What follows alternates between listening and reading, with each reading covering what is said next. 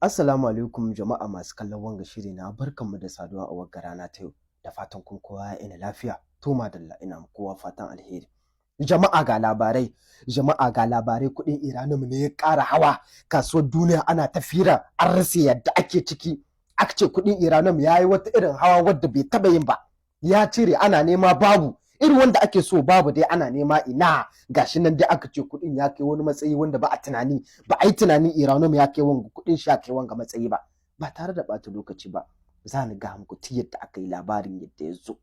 Amma dai kullum ina ga muku kumance ku yi abone ku yi partage ku yi eme kumance ku yi komante ta iya sa kamar abin ya ƙara ƙarfi to madalla. Jama'a ga labarai kuɗin Iranium ne aka ce ya ƙara hawa ga abin da aka ce le prix de l'Iranium une ressource stratégique utilisée pour la production d'énergie nucléaire a atteint des sommes historiques. Kamar aka ce Iranium wanda dai kun san Iranium wanga jama'a duk ƙasa wadda take da Iranium mu in ba dan da aka cute mu ba kuma mun bar su da Allah kuma Allah sai ya fido mana hakkin mu ba yiwa ne aka ce jama'a ƙasar da take da Iranium kamar tana cikin wahala ba yiwa ne tunda shi ne kamar dutse strategic duk wanda yake da Iranium a duniya kamar shi ƙarƙe da matu waransu abubuwa na duniya tunda duk waransu makamai waransu nukiliya waransu bom na tashin hankali duka da Iranium ake yin su. To jama'a yanzu gashi an kwana an tashi kuɗin Iranium yanzu ya kai $100 le livre fa. Ku diba fa ku gani fa aka ce en janvier 2024 le prix d'Iranium a atteint une hausse jamais égalée. Yanzu kuɗin Iranium livre ke Iranium kamar gram na abin Iranium yanzu ya ke $100 fa aka ce cette hausse pourrait profiter particulièrement au Niger qui est l'un des principaux producteurs d'Iranium au monde. Aka ce wagga $100 kin ga da kuɗin Iranium ya kai na livre ki Iranium aka ce kamar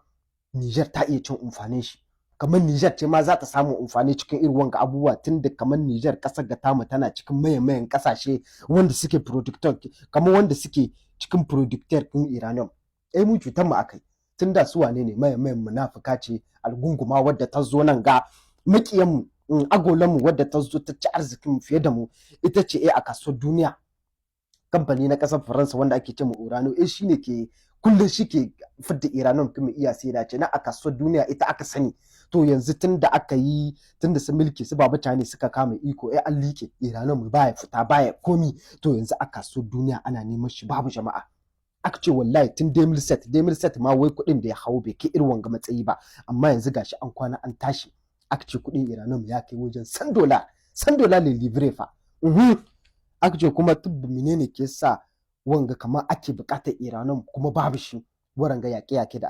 aka ce la guerre entre l'Ukraine et la Russie kuma da conflict da ake kamar yaƙe da ake mutane ana kirkiro makamai da sauransu da conflict da ake na Israel da Palestine da su Yemen da su menene to kowa iya so yanzu kamar ya ƙara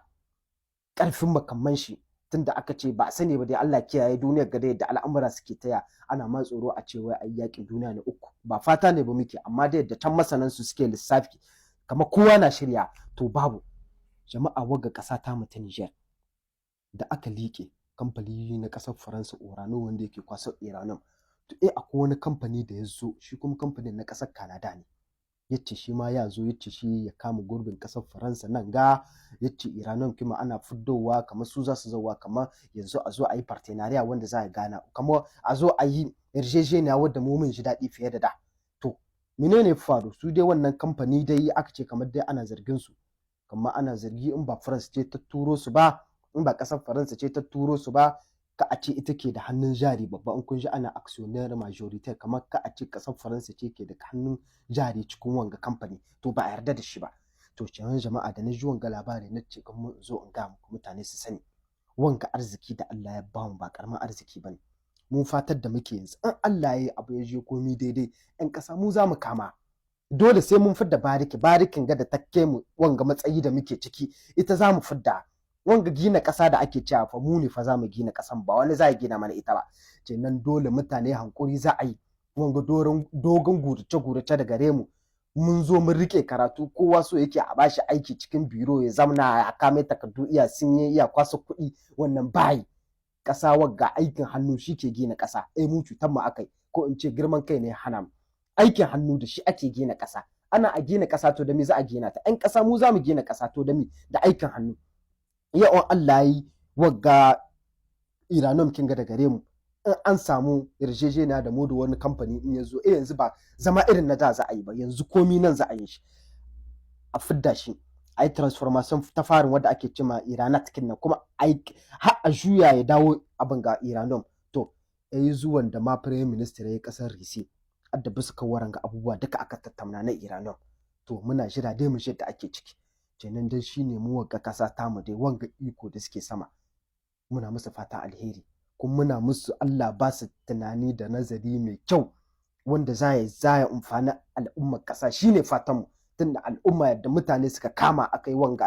yi wanga neman inci tare har yanzu kuma ana cikin shi, to ya kamata a ga yadda za a yi waranga arziki da gare mu na ƙasa, a fuddo a daidaita abin yadda yake, mutane su samu, matasa su samu aiki, kuma a cire girman kai. Wannan bariki ba ta yi, ka zo kana da dogon guri ke so kake ka da karatu a baka biro, ba yi aiki wanga in na hannu ya kama a yi shi, shine ma ke gina ƙasa. Mu ta abin da mai da baya rashin aikin hannu ne, rashin mayan su izin su menene kinga. Gashi nan nawa zaka gani diplome, ina gwamnati za ta iya ɗaukan function public ba ta iya ɗaukan mutane duka, kowa ya sani. Amma tun an kawo matsatsi, an kawo tsanani cikin al'amuran nan, shine kaga komai ba ta daidai. To mu dai fatar da dai muke yanzu, Allah sa wanga arziki da gare mu, Allah sa mu ci albarkacin shi, Allah sa a fuddo a daidaita talaka ya shi daɗi, a ce dai gashi nan kamar duk irin ƙasashen da suke da arziki na ƙasa ana fuddowa ana amfani, 'yan ƙasa na cin albarkacin shi. To mu shine fatan mu. To jama'a, na zo ƙarshen wanga shiri na, sai an jima kuma mu ji da ƙasa ke ciki, tunda na ji labarin da na ce yanzu in ga muku. To madalla, na bar ku lafiya.